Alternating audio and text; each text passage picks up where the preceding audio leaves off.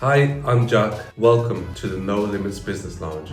So today we'll be speaking to Antony Anderton. He's the Director of Anderton and Associates Financial Planning, and we'll be speaking all things financial services industry, the good and the bad.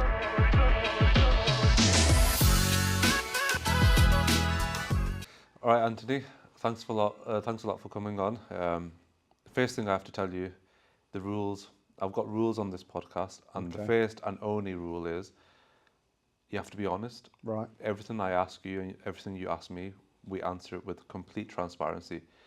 But I'm going to give you the chance of one veto. So if there's something that you don't want to answer, just say veto. Okay, fair enough. Same applies to me. So ask me whatever you want. Yeah, good. And we'll take it from there. Good. But I guess the only place to start, just a disclaimer for everyone that's listening and watching. Me and Antony, we know each other. We know each other from Dubai. Both lived in Dubai. That's where we met. So that's the place where I'll start. Yeah. Talk to me about the difference of living in Dubai and living here, because there's a massive craze of Dubai right now. Yeah. Well, I moved to Dubai in 2006. So got a job with Lloyd's TSB, and yeah, I just thought it was a great opportunity to try something different. I see Dubai now, and I kind of. I think it's a different set of people than when I first moved there, put it that way. I've got some really good friends still there, some of my best friends actually there, and one of them moved back and has returned back to Dubai. So when I was there, it was much smaller, a little bit more community, incredible people. For me, it was a melting pot of all different cultures and just an exciting place to be. Now I kind of look at it and it's very sort of Instagram kind of... Cosmopolitan. Yeah, cosmopolitan. Great city, don't get me wrong, but I think after 10 years, I was kind of time for me to try something new. Not saying not try something new, but just get back to, I don't know, basics almost. And I came back to the UK and... I think that's what people don't understand. Do you know, I get that a lot as well. Why did you move back? Yeah, everybody asks me that. Everyone asks, but once you live there, I'm going to be honest, I loved it there. Yeah. Much more than here. If I had the chance, I'd move back. Yeah. But there's certain things that meant it wasn't home for me. Yeah, Was that the same for you? Yeah, absolutely, yeah. I mean, as I say, you're dazzled by everything that goes on there, and I had an incredible lifestyle, lived on the Palm Jumeirah, I was on my own, so I had no family out there, but amazing set of friends. But as I say, 10 years was a lifespan where I kind of felt I was missing my family. My mum and dad are obviously here. I've got 3 brothers. My brothers now got children. So I just felt, yeah, it was time to come back. And I kind of enjoy, people kind of not the UK, but I think it's a fantastic place. You know, it's an incredible place to visit. Good people. Okay, certain areas and certain cultures, no one particularly warm to that. But I think as a country, and being back in Europe, I was excited to come back, and I've loved it actually. Yeah, I think what you mentioned there about being on your own in Dubai, that's what people don't understand, because you and I, we're both in this position. I don't know if it's true for you, but in Dubai, ordinarily you make a lot more money. A lot more money. Yeah. And you spend that money. Yeah. You enjoy it. You have a good lifestyle. Yeah. I can remember, whether it's your yacht parties or going out with your friends or eating out pretty much every meal of every single day. But for me, when I moved back, it was the fact that I missed my family. And it was weird, because I remember the day I decided, I came back to surprise my family for a visit. It was in Ramadan actually. And I just remember how good it felt to be home. Yeah. And then I went back to Dubai and I celebrated Eid on my own. And I thought, nah. Yeah. Doesn't matter how much I'm enjoying life over there. Yeah. That's what I missed, and I come back. But to be honest, I'm the opposite of you. I don't think there's a lot of positives in this country. I'd move back if it weren't for family. Right. Okay. Yeah. But talking about the differences, for someone that's thinking, okay, do you know what? I want to get up and leave and go to Dubai. Yeah. What are the key differences between living in Dubai, the realities of it, and living in this country? I mean, in Dubai, I think there's no support network there, I guess. So, as you just said there, no family. You might not have any friends initially. I went with one friend, so it took time to develop a network. Also, if you're unemployed or you're not working, there's no support network there financially. So you've got to go out there and pretty much have a job set up or have money saved. I think I've seen people, I remember there's a friend of ours who was moving out there and said, come and stay with you for a few days. And me and my friend who were living together at the time when I first moved out there said, yeah, no problem, a couple of days. She turned up and said, yeah, I've got £1,000 in the bank.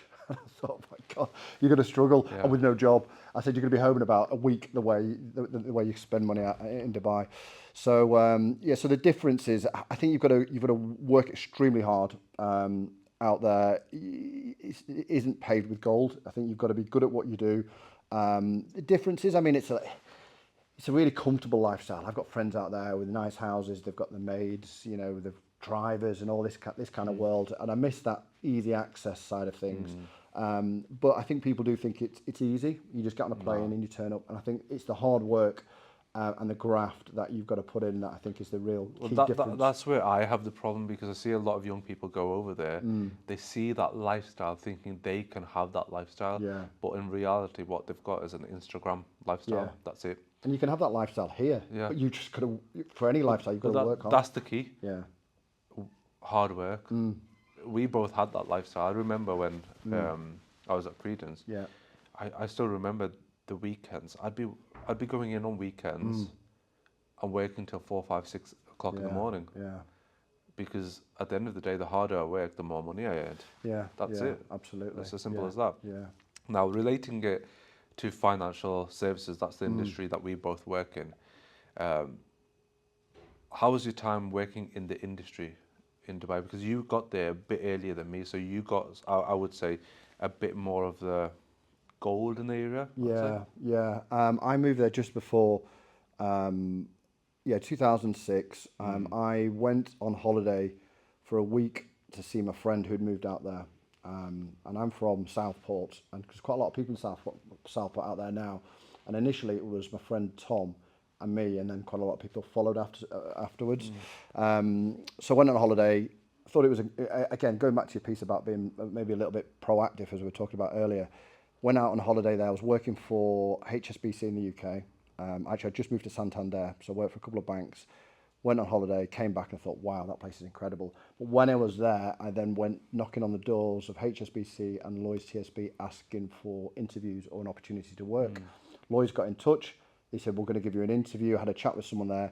Can you fly out in a month? So I flew back out there for an interview and then moved out there pretty much a month later. So it was only down to being, I guess, tenacious and chasing up an opportunity and asking around that I got that opportunity to move to Dubai. So moved out there, and I mean, in terms of the difference in the industry, I worked for I guess I was lucky really, because the industry, I think it listed out in the Middle East is kind of had been synonymous with poor financial advice. And I went to work for Lloyds TSB, which is obviously good, you know, a good background in terms of banking and financial advice. So a good company to start with. However, I started to meet lots of other guys who were earning 5, 6, 7 times more than me, who weren't qualified, who were who were classed as IFAs. I was thinking, hang on a minute, what's going on here? It didn't sit right with me, and this is, I guess, the part of the industry that doesn't get spoken about enough because we're not transparent enough. We try to make our industry sound as if it's completely changed. It hasn't. There are certain good things, but there are certain bad things still there, and we need to weed them out. And I was exactly the same as you, because when I was out there, I've got that confidence in myself, thinking I'm smarter than these guys. I know a lot more than these guys, but some of them have turned from window cleaner to financial advisor without doing a single exam, and they're earning millions a year. Yeah. How did you feel when you were looking at all that? Yeah, similar. You know, I'll be honest, it kind of did piss me off. You know, you've worked hard to get to where you are, but also I'll give credit to anybody who works hard and does it the right way, even if you don't have the qualifications, which I believe they may need now, I don't know. Then, you know, not to take away anyone's hard effort and actually applying themselves to a new life. What I realised was actually maybe corners were being cut, how they were earning that money, didn't always sit comfortably with me. What was it specifically? I think it was largely this in the Middle East. It was these kind of saving plans. To be brutally honest, it was where you put someone in a savings plan. You were taught to sell them. It was over a 25-year period, and the first couple of years were usually purely commission for the bit for you in the company, and then the clients would be potentially tied in. And I think there was an element of it just weren't being sold correctly. So mis-selling, basically. Yeah. And that was just, you know, and we didn't do them at the bank. However, you know, and you'd see going out at night, you'd see some complete idiots who are financial advisors, and I just thought, Christ, is this our industry? And then you realise actually they didn't need any qualifications, and ultimately they went on a sales course and then were trained up to just purely sell certain products. And obviously one of the companies that were prevalent at that time, obviously we all know them now, Devere, they used to have these sales sort of centres and training centres everywhere, Europe, America, Australia, Dubai. Yeah.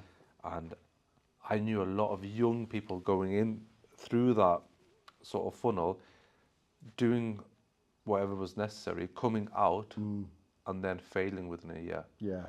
Now that's the part people don't see about it. Yeah. You know, people might look out in our industry and think, oh, do you know what? They make so much money. Yeah. Or you know, they're driving this car, they're living this lifestyle. But what they don't see is 90% of people that come into our industry, they fail. Yeah, absolutely. So again, going back to Dubai, how many people did you see fail and succeed? Yeah, I mean, in that industry, you know, it was commission only. It was often, a lot of the companies out there, it was, you know, throw as much shit on the wall and see what sticks. So you'd get hundreds, you know, of individuals coming over from the UK, and I'd say, I don't know, the success rate was maybe 20%. So a lot of those people there had been maybe sold a dream and it didn't quite work out. Perhaps they didn't work hard enough. Perhaps it wasn't the right career for them. But the ones that did stay, do you know what they probably would be very good at is they'd probably be very honed on the selling skills, and perhaps maybe the education came afterwards. Well, do you know what it is? Even from a recruitment perspective, this is something that's lacking in this country, in my opinion. Sales skills isn't a bad thing if you use it right. I remember when I got recruited into the first company I joined, the person we both know that sold me the dream, wow, they did a bloody good job. And all they had to do was they walk me through the office, point at the board and say, look at how much these guys are earning. I'm looking at that board thinking, you're talking every single person 6 figures. Yeah, it's a huge motivator, yeah. Yeah, and for someone that's so young, and for this person to say, your name could be up there, that's a good selling tactic. Absolutely. So obviously you went from the banking to, I mean, I don't want to call it IFA, but it is. Independent financial advisor. So what made you do that? Well, I actually took a year. I took a year out between Lloyds TSB and doing that. And do you know what I did? A lot of my friends, I was seeing similar to financial services, but even more so, real estate. Honestly, I was seeing people making a fortune on real estate, and I was like, you know, again, qualified, working in a bank, kind of got all these credentials, and then people earning 5-10 times more than me. So I actually had a year. Sort of work. I set up the mortgage brokerage within a real estate company. Did a bit of real estate. Did that for a year, and I thought, nah, this isn't me. And then the market crashed, so I was like, right, getting back to what I did. So that's when I then worked as an IFA. So yeah, independent financial advisor for some of the IFAs out there. But my first point was a friend of mine who set up his own company, a good friend, and ultimately he said, look, Anthony, I would love you to come and work for our business. You're qualified, you've got good experience. Here's a laptop, off you go. And that was it. That was it. And I had no clients because Lloyds TSB... Well, I was going to say, were you giving clients? No clients, and I wasn't giving any clients. So for me, that was probably the best thing that ever happened to me. At the time, it was brutal for 2 years. Well, in my opinion, that weeds out the people who have the work ethic and that hunter mentality to those that don't. Absolutely. Because if you are just told, here you go, you've got no income, you've got no clients, go out and get some. That's it. Yeah. And I feel as if the best ones, that's where they properly shined. Yeah, and I'd say one of the best things about when I started to learn how to be a financial advisor was when I was thrown effectively to the wolves. I was never a good financial advisor. I don't believe working at HSBC, Santander, or Lloyds TSB. I was okay, but I was people coming in the door and I was servicing them. But actually, to be a good financial advisor, I think you need to know how to find business, and that taught me from a point where I had no other option but to go out and find business, and that was through networking. It was through flying to different countries. I remember I'd fly to places like Qatar, and at this time, I'd been with a bank. People think you earn a fortune in Dubai. I wasn't earning a fortune at all at Lloyds. I mean, this is a retail bank. How much were you earning at the time? I was earning about £4,000 a month, which seems a lot, but this was not in Dubai. 20,000 dirhams a month, and then your housing allowance would go out of that, and then suddenly you're left with. And at the time in the UK, I thought that's amazing. It was quickly when I realised when I got there, I thought actually that isn't that great at all. And then there's people earning, in our financial services, are earning £100,000 dirhams a month more. And I thought, hang on a minute, and that's why. So I hadn't the ability to save a huge amount, and then I had to then work and go and sort of find new business. So the points where I'd fly without not a huge amount of money in the bank, fly to Qatar, pay for all my flights, get out there, chasing business, and no one would turn up. No clients would turn up, and you'd kind of come back at the end of the day disheartened, thinking, "What am I doing?" But I always believed in my ability, and I always believed that I can make a success of it. So for the 2 years, it was really, really tough, and then over time and effort, things started to click. Client cases. I think I was probably one case away from having to come home. Yeah. Just say to my dad, "Look, can you lend me some money? I don't have the finances to support myself." So what made it click? What was it? That one case? It was probably that one case would have come through. Probably that one case, but that one case would have come through lots of different, effort points where I've kind of chased up a referral, a lead, or maybe worked at a weekend. So it was all through those whole points. And I remember one of the biggest cases that that changed it for me was a case, and he was in Qatar, and then he had flown back to the UK, and there was a timeline where we could get the business done. So I flew back to Manchester, borrowed my wife's car, drove all the way up to Scotland, because that was the only point he could see me, in the north of Scotland. It was a 7-hour drive. Past Aviemore and all that. Yeah, right at the top, above Aberdeen. And that case was the one where changed everything for me. But I had to fly to Qatar numerous times. I had to fly back to the UK, get a car, drive just to get a piece of business. Now, I don't know whether people would maybe do that now, but for me, and that propelled, I guess, my career in the Middle East, and then it just grew from there. So talk to me about that particular case. What was it? That was a pension transfer. So it was a BP pension transfer. He was based in Qatar. He was moving to Australia at some point. He was just back on holiday in Scotland for 2 weeks, and he said, "You can see me in the UK. Other than that, I don't have time." Okay. And that's when I had to do. And what was the value of the case? The value of the case in terms of the pension value. Yeah. I think the pension value was about £400,000. Okay. So, in relative schemes, not huge. Yeah. But at the time for me, I guess career changing in terms of, what I could potentially earn from that and build going forward. See, that's another difference between the UK, because when you say £400,000, to us, it's like, when we lived in Dubai, it's not like a game changer. Yeah. In this country, that's a massive case. Yeah. So I remember that actually, because when I moved back to the UK, the average case size, it baffled me. I just couldn't get used to it. Obviously now I am. What do you mean the case sizes in the Middle East were bigger? Oh yeah, much bigger. Yeah. I mean, I did the job for a few years in Dubai, and I think my average case size must have been between 400,000 to 500,000. Yeah. Right? And then you go from that to come into the UK and you're doing £20,000 ISIS to start with. Yeah. It's a culture shock, isn't it? Absolutely. Because not only the case size, it's what you get paid from it. Yeah. So again, for people listening, back then, what would you have got paid for a case like that? That case probably, I don't know, maybe, I'd say it's probably around £10,000 perhaps. I mean, that's just a rough guess. But at that time for me, that just allowed me to then stay in Dubai, stay another 6 months, pay my bills, and then build from there. So yeah, and I get that's a rough figure, I think, but yeah, and that would have been obviously part for me, part for the company. And from that, did you start building then? Was that? Yeah, absolutely. So from then something changed, and then I got into a network of working with clients in oil and gas, and then referrals started to happen. I got paired with a very good business development manager who was helping me, and they then saw in me what I knew was there, the ability to see clients and write business. But yeah, from there, 2 years of a really tough sort of period, and then slowly, and when I left Dubai, I was probably at the very top of, one of the, I believe one of the best in the company, but I was also quite accomplished in the industry as well. Yeah. So that niche that you built in oil and gas, do you think that was important to propel your career?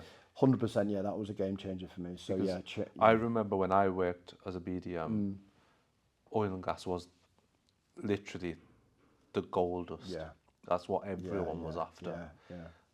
How did you make it a success being in that niche? Because I know you're still in that niche now. Yeah.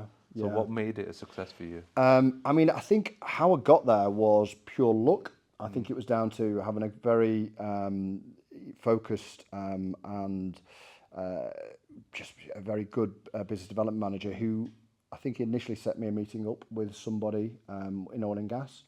I think I flew to either Qatar or Oman, had a good conversation with them, eventually took them on as a client, then referrals came. And I think I was always very clear, honest, open, looked after them. Obviously, the fact perhaps these guys are pretty smart, educated guys. My background, I guess, qualifications, and then you just start to network from there. They refer you to somebody else. Somebody. You then become a specialist in actually this guy knows all about our pension scheme, and you just slowly start to work with different people, but purely on hard work initially, and then referrals. And that's something that I guess I would want the next generation and younger people in the industry to understand. Referrals, don't underestimate them. Yeah, absolutely. And I know the way you work, you know the way I work. I treat every single client with the highest level of service and the highest level of respect, because you don't know what can come from it. So my biggest clients right now, it came from me speaking to a 24-year-old teacher. She didn't have any money, but I sat down with her, gave her my time, helped her with whatever she needed help with. She referred me to her parents. Yeah. Her parents became my clients. They then referred me to their parents. Yeah. So I've got 3 generations of clients. Yeah. And the original client, her grandparents, they're my biggest clients now. Yeah. Yeah. And I know for a fact that would not have happened if I would have went into that meeting thinking, what am I doing? Forget her, 5-minute chat, Yeah. Yeah. throw it away. Yeah. And it's so important. Absolutely. Now, you mentioned your business development manager. So what was the role and relationship there? It's different than what you've got here. What you'd have in Dubai, which was an incredible model, because these guys were tenacious.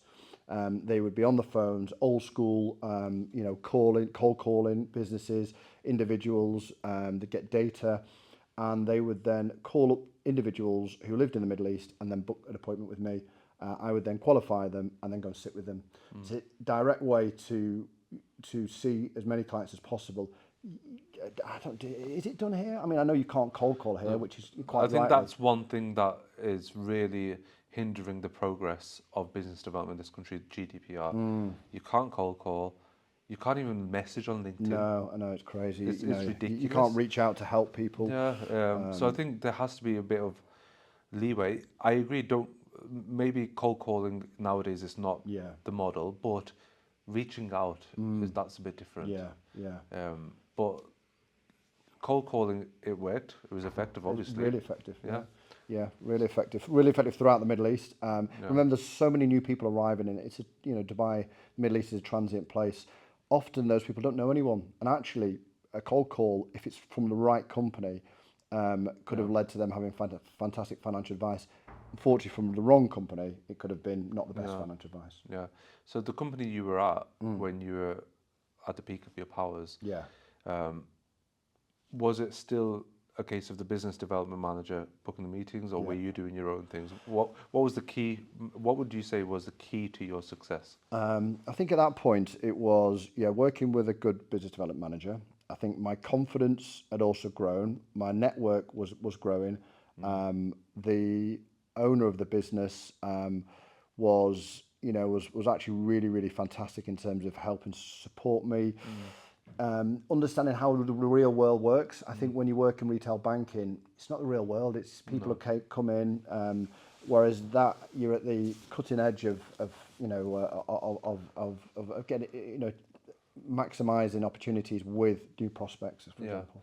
So the bad things about the industry then, and we're still in Dubai. We haven't even came to this country yet. We'll get Nice to and warm at the moment. Yeah.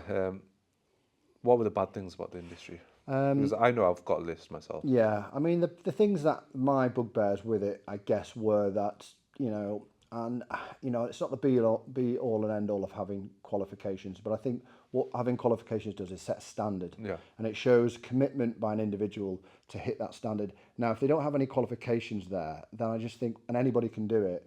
I could go and see a client and give professional advice, and someone could go and see him who's had a day's training, no qualifications, and completely say the same thing, unlikely, but also give advice. That client then has no idea who to believe, because he doesn't know that necessarily and that individual could turn up and say, 20 years of banking experience, and they haven't.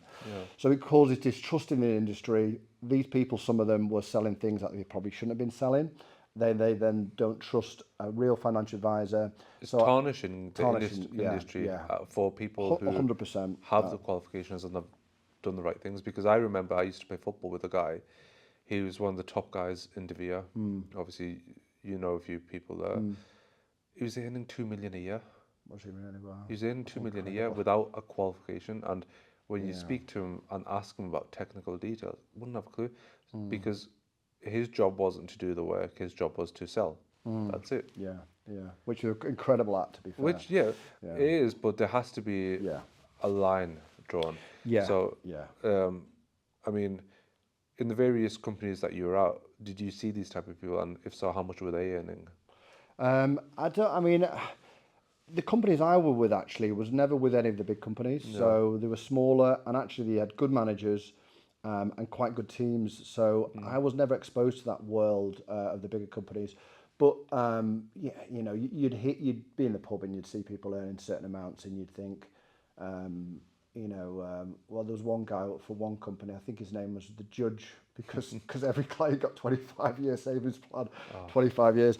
But I'll be honest, most of the people in my small business I worked for were actually pretty decent guys. It was just more out there what you tended to hear of other companies, of what was going on, and I just think it tarnished the reputation of us as I'm a professional, and you'd almost kind of, if people say, what do you do, you'd be ashamed to say you're a financial advisor, because people would go, oh God, you're one of them, and it's like, well, no, I'm actually qualified and I've been doing it for a long time. And that's, I guess, where the industry has slowly started getting to in this country, but I think it's still got a long way to go, because it has to revamp, it has to appreciate the youth that's coming through, and not carrying on with its old methods, old tricks.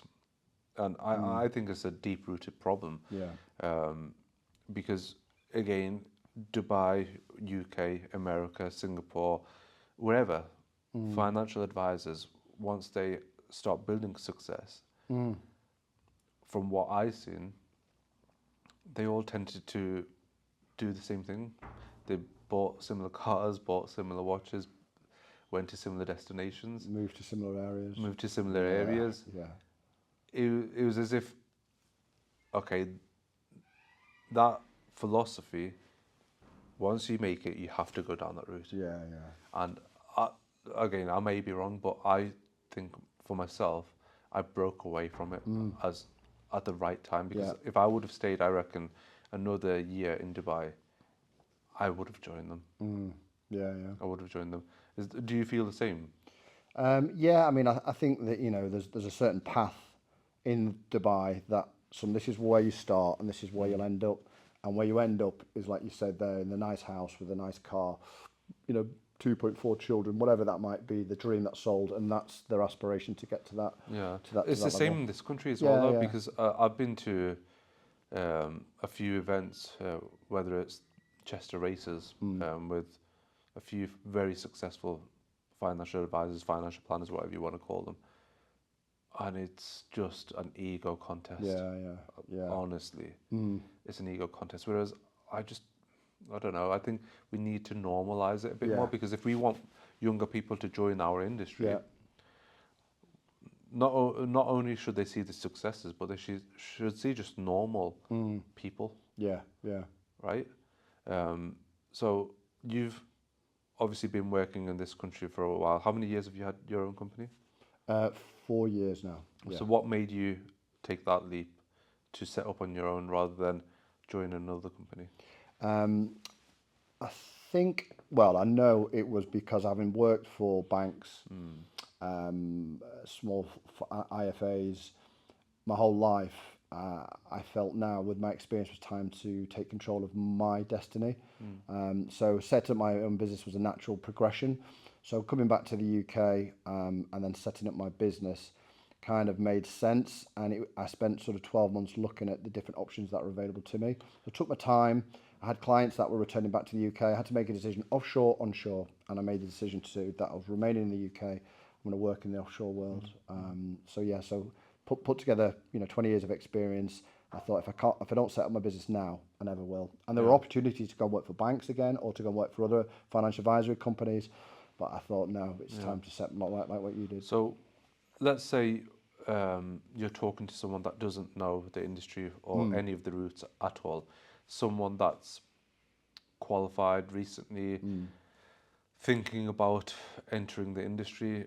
What's the difference between the employed route and setting up yourself? What are the main differences? Okay. The employed route was the route I went down. So I went and started work with HSBC, finished university, and then started there as a financial planner. So they did all the training for me and got all my qualifications and gave me a structure to follow and get used to. At that age, I was 22, 23. You need to get used to organizations, how to deal with people, how to work with managers, how to accept, criticism, how to learn. And the other option then is to just go on your own, set up your own business. I mean, it never even crossed my mind at 22 to set up a business on my own. And I know now there's a real big push, in society and social media for young people to be a CEO, drive your own business. You've got to be an entrepreneur, which I fully embrace. But I think you've got to have something to back that up. It's no good just opening your own company and having no experience and no life experience, no maybe communication skills. So fundamentally, it was the experience that I had and where I was in my life that I then decided to set up my own business. That just coincided with this whole kind of, be your own boss, CEO type thing. So you felt as if your experience led you to that decision? 100%, yeah. 100%. So those people now, and I agree with you, I'd say 90% of people entering our industry are being pushed down the route of self-employed or your own company. Do you think that's a good idea? I think the good idea is for them to get experience of being employed. Definitely, yeah. I think you've got to learn about the industry. You work for a company, you'll also see what works and what doesn't work and what you don't like. Having worked for banks, and I could see people in those banks who had become institutionalized, which is actually quite scary. They kind of can't think outside the box at all. Amazing people, but that was not a world that I wanted to be in for 20 years. So I learned straight away that's not what I want. So I think sometimes you need to. It's a process of elimination. This is what I like. This is what I don't like. Now I can implement that in my business. And I think, again, we have to highlight the negatives of our industry because I think what people don't see is the failure rate. They're told about the success rate. They're told about the monetary figures.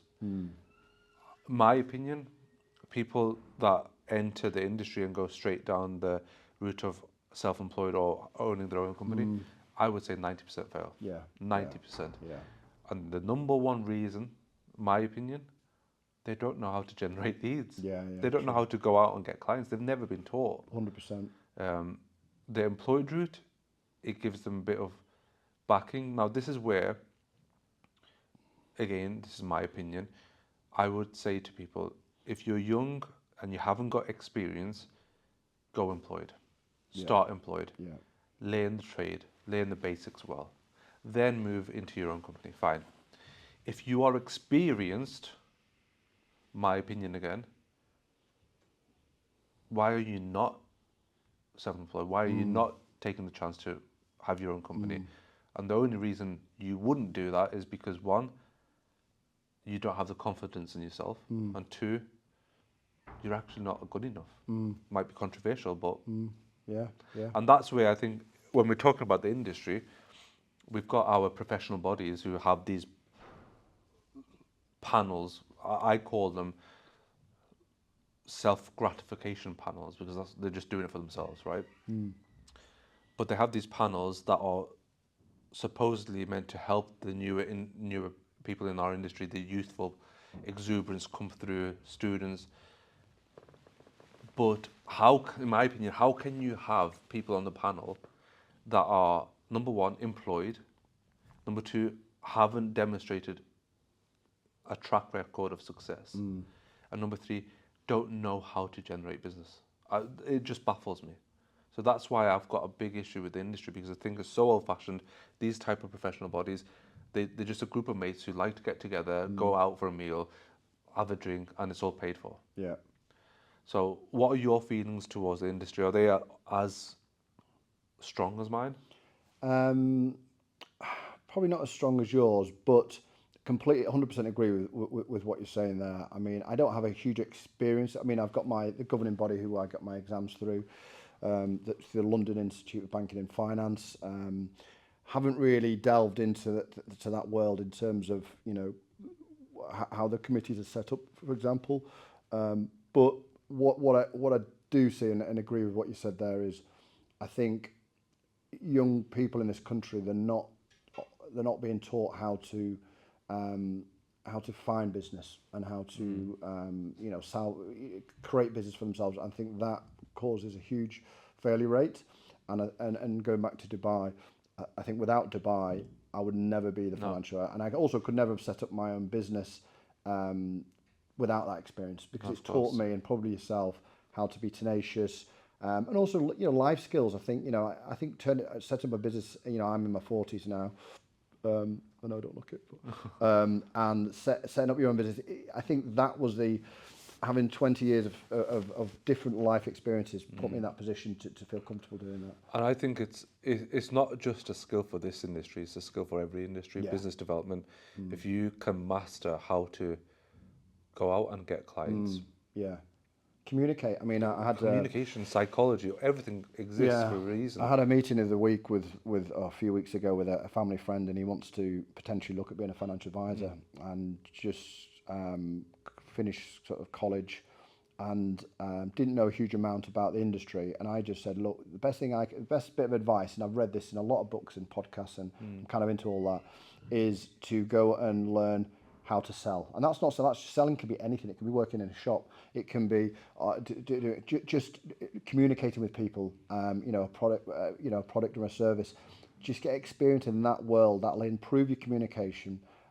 You'll also understand how it all works, and that will put you in good stead, even if you don't want to be a financial advisor, which, you know, the reality is you probably wouldn't be. But that kind of environment, I think, is great for anybody, because it teaches you so many skills. I can always tell if a person would make a good financial planner. I can always tell by just speaking to them. Yeah. Do you know what I mean? Yeah. If they can attract the attention of a room, they'll be good. And if they can communicate. If they can communicate. Doesn't matter about the knowledge. Yeah.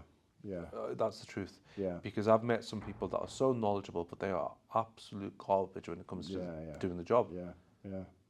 Yeah, and you know what? I'll be honest. When I moved to Dubai, I kind of hid behind my qualifications, and I kind of there's a time where I thought, well, hang on a minute, I'm more qualified. Felt maybe entitled, which I now look back on, and at the time I realised that, and I thought, you know what? These guys, okay, they might not have the qualifications, but what they're doing is they're grafting and they're working hard. So there was me, you know, my ivory tower. When I worked for Lloyds TSB, I'm you know, chartered. Well, I'm chartered now. I wasn't then. You know, I've got these qualifications. And then this guy might have been selling cars and he was earning more than me. And I just thought, hang on a minute. And actually, I learnt from that, of actually, I need to put that knowledge and then work like that. So marrying the two together, I think, is give me the experience to then obviously set up my own business and actually understand you've got to be able to sell yourself and your business, as well as having the qualifications and the professionalism that goes with it. Yeah. So if you were talking to someone that's potentially joining our industry now, someone young, what pieces of advice would you give them? Imagine it was yourself. Yeah. I think it was almost like the structure that I took, but I would say get in with a company and who are going to help train you, or take the qualifications yourself, but try and work with a bank, or I think the banks are all closing down now, aren't they? That's reality. But some sort of financial institution where they're going to put you on a structured training program. I would focus on protection. Protection's the easiest way, or say the easiest, is probably the best way to get into our industry, because you can't. What do you mean by protection? So life insurance, so things like life insurance, and that's what I first did. So when I started at HSBC, I did all the exams, and I just did the protection on the back of their mortgages. So I did mortgages and protection. So mortgages and protection are probably the first thing you should start to learn. And once you master that, and there can be good money in protection, it's part of our holistic financial planning, as you know. You know, it's protecting families and keeping them safe and secure if something was to happen in terms of employment or death, etc., or illness. Once you've got them foundations, then you can then step up to investing and inheritance tax planning and all of the other beautiful things that we do. Yeah. But I think you have to take those initial steps. And my advice would be to do mortgages, protection, and try and do that within a bigger company. And final thing about our industry, before we move on to other areas, everyone will want to know about earnings, because I see loads of things online and I just think that's not accurate. Yeah. That's not accurate. So you might decide to Google how much does a financial planner make. Yeah. It won't be accurate, because what it will say to you is a base salary. Yeah. It won't give you anything else. Yeah. So a couple of questions on that. What was your best ever year? I'm guessing in Dubai you were earning more than you were here. Yes. Dubai I was earning more, but I'll veto telling you what I earned. But yeah, definitely Dubai was obviously tax-free, in a good position. It was, what was it? Yeah, it was a decent amount. But then the reality is then I came back to the UK and I started right at the bottom again. Yeah. So I've done this quite a few times in my career. I've started at the bottom, worked for a bank, started at the bottom, built in Dubai, then left. And people think, why did you leave? Well, there's more to just money. It's about family, and we discussed etc. And my wife was back in the UK because I met her towards the end of my time in Dubai. And then started back at the bottom. So I've seen it from the fantastic glory days to then building again. So I know how to do that. Yeah. Great earnings in Dubai. But then a year later, you could be earning, a fraction of what you were, because you're right at the bottom. That's what happened. I mean, even in my own sort of career, I went when I was 24, 25, earning six figures. At that age, it's rare. Yeah, absolutely. I went to an employed route. I think my first salary was 46,000 with Wesleyan. Yeah. So that was a good shock to me, because, but again, it's what you mentioned. There's more to it. Yeah. Because I just wanted to be closer to family. But in terms of earnings now, then, so if someone was going down the employed route, what could they expect to earn as a base salary, but plus all the add-ons? I mean, it's difficult, because when I was told, oh, you'll be earning this much in 5 years. And I don't know where they get these figures from. And this is in the first 2 years you're going to earn this. I didn't hit any of those projections. So this is a tip for anyone listening and watching. If you're wanting to join the industry, don't believe anything. When you're told in 2 years you'll earn this, 5 years you'll earn, it's absolute BS. Just understand what you see is not what you get, because they are only showing you the successful outcomes, not the failures. Yeah, and there's a correlation between how hard you work as well. And I think when you think if they give you a figure that you can, this is what you should be earning in 5 years, you could take your foot off the pedal and kind of go, well, this is what's going to happen. That will not happen unless you work your backside off. No. So yeah, the figures that I had went out the window, and I quickly learned. Luckily, I was experienced from my time in Dubai, that I kind of knew that the trajectory is gonna be a slow start, and then it's going to increase. But if you didn't have that experience that I had, then I think in your going off what people are telling you, then I'd rip that up and start. I think what trainees probably in our industry, what 35 trainees. 35,000 a year. Yeah, do they? Yeah, and I think anyone that's gone beyond the trainee, they're on 45 to 55, I'd say. Yeah.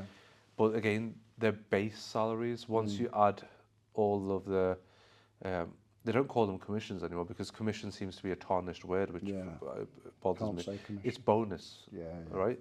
Once they add the bonuses, again, it depends on how good you are. I do know certain financial planners and advisors who are just happy with the salary and they will work to the minimum. And most of them are employed, right? But the ones that are passionate, that they've got the fire inside them, they will be hitting 70, 80, 90. Yeah. And once you hit that ceiling, most people then think, I need to set up on my own. Yeah, absolutely. Now, self-employed route, that's the more difficult part because you've got no you rely on yourself, right? Absolutely, yeah. So how do people get paid if you don't get a salary?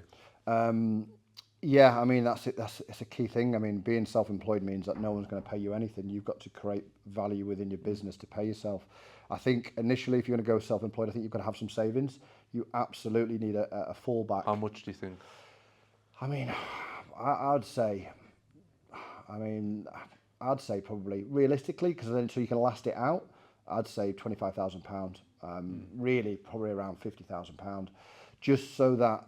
Otherwise, what will happen is if you've got a mortgage and a family to feed, and then within 8 months it's not working, you can't then go another 6 months. Yeah, and that's something that's not told to people. No. You know, which I find is crazy. Yeah. But if you can make it, it's a wonderful industry. Yeah, absolutely. And I mean, I did a podcast a couple of weeks ago. You have to have the right ethics as well. Yeah, 100%.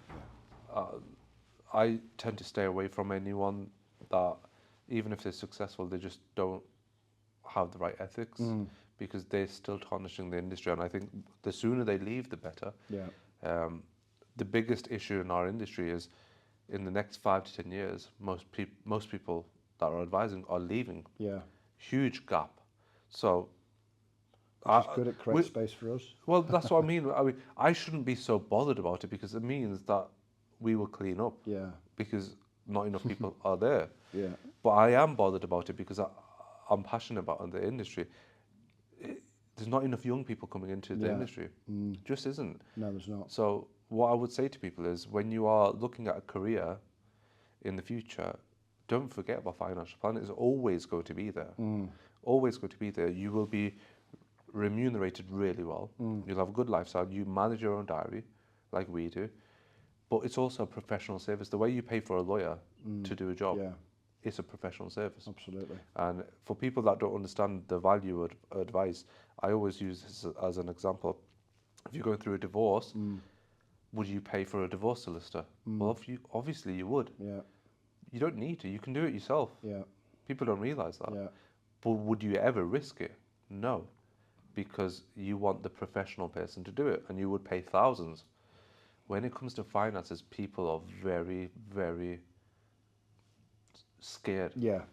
And unfortunately for us, that's been created by the past generation. Exactly. Yeah. And we should be seen as, in terms of professionalism, qualifications, solicitors, lawyers, and what I do for clients and what you do is we create like financial plans. So we help people get from A to B over a 20-year period. And that's really, really important. I mean, I've got I use a very quick example of one client who I met 15 years ago and met his brother at the same time. Both similar age, just a year's difference, both coming up to retirement now. The one I've been working with for nearly 15 years, he is in a position now to retire and have a fantastic retirement. There's so many different things we've done for him, tax efficiency, saving into pensions. And he's now in a position to retire with his family. His brother, who I saw at the time but said, Anthony, I'm good, I'm okay, a bit of a maverick. I get that. I said, not a problem. If you ever need any help, just let me know. He is nowhere near retirement, because I asked him, I said, how's your brother getting on? He said, he's 10 years away from retirement. And fundamentally that was down to making silly mistakes, investing in the wrong things, and probably, I don't hold anybody accountable, but having someone there every year or to go to ask any questions they want has a huge difference. That's 10 years of this guy's life, that we've impacted. And not only that, but also, a decent retirement portfolio where he can relax. So what I'm going to do now, I'm going to give you a few scenarios, and I just want your... pretend this is a client saying it to you. I want your reaction, because I know these things Make me nervous now. Well, these things get on my nerves. Yeah. Right, and I know it would do for you as well. Okay, so I'm a business owner. I've had a business for 15 years. Never paid into a pension. Don't believe in pensions. I'm paying corporation tax. Yeah. Don't believe. What would I say to them? And I've had one of these quite recently. It would be, why don't you believe in them? I'd find out, why don't you believe in them? Well, I'll just sell my business. That's my pension. So, okay, well, what happens if you can't sell your business? I had one recently where the person said, I don't really believe in pensions, never have done, and told his clients it didn't really work. And I said, why is that? He says, well, I invested for 1 year and it went down, so I took my money out. And I just kind of fundamentally thought, well, that is not how it works. That's like that, that's gambling effectively. So you've got to understand. Often, and particularly sort of older people are preconditioned, or they might have had a bad experience with a bad pension provider at some point. Pensions are amazing now. What you can do now in terms of the tax efficiency, when you can access it, the flexibility. Was the inheritance tax bit, but that's probably been reduced now. But it's finding out why they think the way they think, and actually trying to address that, because often it's something that's stimulated in the past where they've gone, okay, I've had a bad experience there, so I'll always say no to them. Yeah. Okay, next one. I've got £100,000, but I don't want to invest it. I can make that money in cash accounts with interest rates, or I can buy a property and rent it out. Yeah. You say good luck. See you later. The property one was always a big thing, wasn't it? And I had this conversation recently. A friend of mine sold his business. He's flipped properties his whole life, and he just said, "Look, Anthony, I've got X amount, similar figure to what you've just said. What should I do with it? Should I go flip more properties?" I said, "Well, if you know that market and you can make money, you know it inside out, go and do that, because I'm not going to probably beat what you could make. But if it's a hassle, it's a stress, and you don't want to deal with that, and it's a risk that you might not achieve what you want to get, then we could have a conversation. And actually, do you want that headache, or do you want to just make sure that your money's growing over a period of time? Again, it depends on the time frame, and also with regards to cash. Yeah, you can get money in cash, but it all depends on their attitude to risk and kind of where they sit." And the final one. Well, my accountant tells me to do this and to do that. That old one, what I've found with some accountants is that actually their knowledge of the industry of what's right for the clients isn't always best. So often many accountants are bookkeepers. They're just doing the absolute minimum of what they are required to do in order to effectively get paid. The good accountants should help clients achieve or refer them to people like us to make sure that there's ways they can reduce tax. And that final point is so important, for our clients, we try to do the best for them. And if that means referring them to someone that's better, you should always do it. Always, yeah. So any of my clients that don't have a will, I make sure there's a solicitor on hand. We could do the will in-house, but we're not as good as them. Why would we? If they need a mortgage, we can do mortgages, but I'll be honest with you, I know several mortgage advisors that are better than ourselves refer. There's nothing wrong with referring, and I think all professional bodies need to start thinking like that. You don't need to be greedy. If it's right for your client, refer. Well, I think we're the only profession I can see who think holistically. Yeah. I look at them, if they're a business owner, I'm looking at their personal situation, I'm looking at their business situation, family situation, wills, power of attorneys. We're looking at everything, whereas solicitors don't do that, and accountants often, well, 99% don't do that either. They just look at what they do for the client. I'm always looking at how can I improve my client's position and pulling in the right people. I find it absolutely baffling when I come across accountants or clients that have accountants that I've never told them about the benefits of putting money to a pension to reduce corporation tax. I've never told them. Yeah. And honestly, I've seen it so often, but that tells you everything. I had a client who did that, and he says, I wish I'd been told about this 10 years ago. And I thought, I had an accountant for 10 years. Yeah. So the final area, which is probably important, I wanted to leave it right to the end, is all of the budget announcements, the changes, the tax legislation changes, etc. Well, where do you think this country is going? With regards to politics and the changes and what have you, do you know what? I actually, and I say this to clients, I always focus on the long term. I always focus on the long term. So I try not to get too caught up in the short term because, you've had Ukraine, Russia war, there's so much political conflict going on.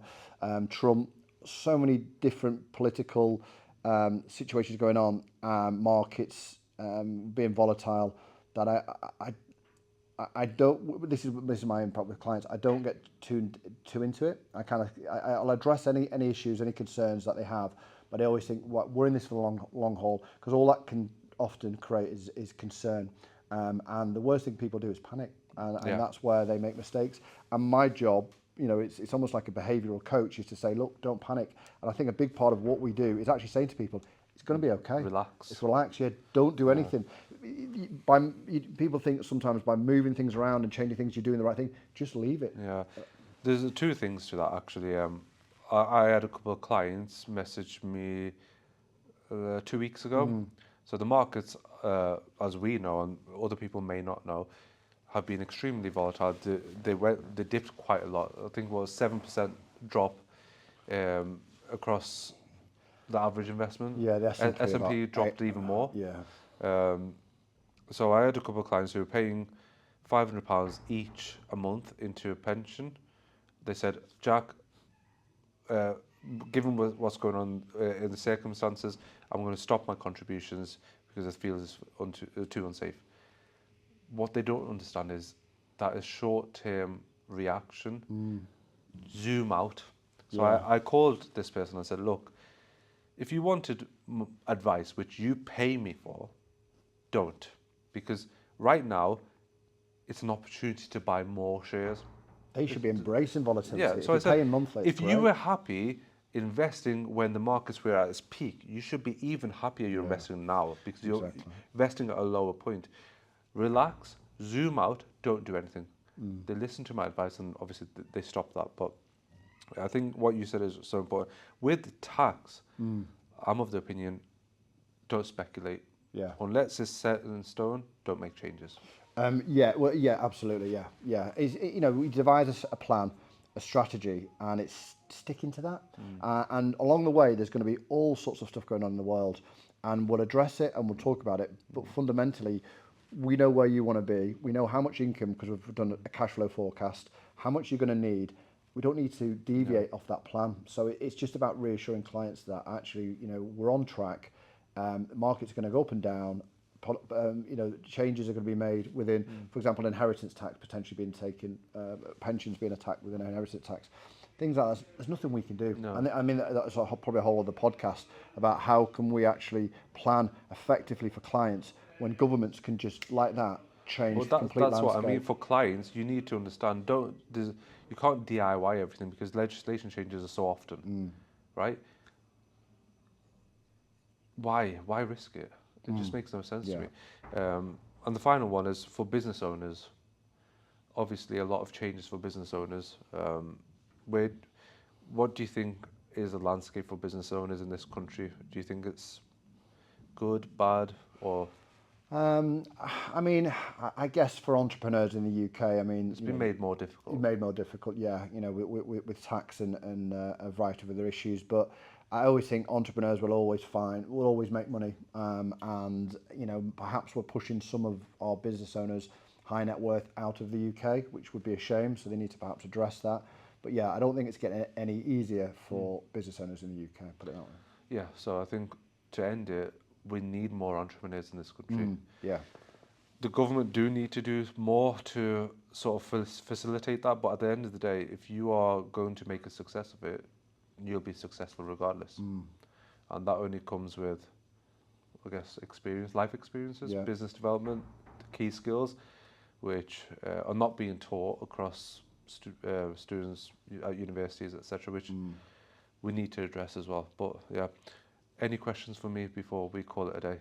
No, that's all good. As I say to any young up and coming financial advisor, it's and probably everyone will tell you this, is just to get out there, Yeah. be tenacious, learn how to sell. It seems a Yeah. bad word these days, but it's not. No. You know, selling's part of every job that everybody does, and then slowly kind of get experience, and then just enjoy it. It's an amazing opportunity to work in this industry. I love it, and I think I got a new lease of life when I set up my own business, because sometimes you have peaks and troughs. And working for banks, I was kind of bored, but my own business now means I can have that work-life balance, dealing with people I want to deal with, yeah, I mean, it's the best thing I ever did. And if anyone does want to get involved or is interested in getting into the industry, you are more than welcome to send me a message, leave a comment, or do whatever it is you need to do. More than happy to speak to you, point you in the right direction. But yeah, thank you very much for coming in. No problem, Jack. Cheers.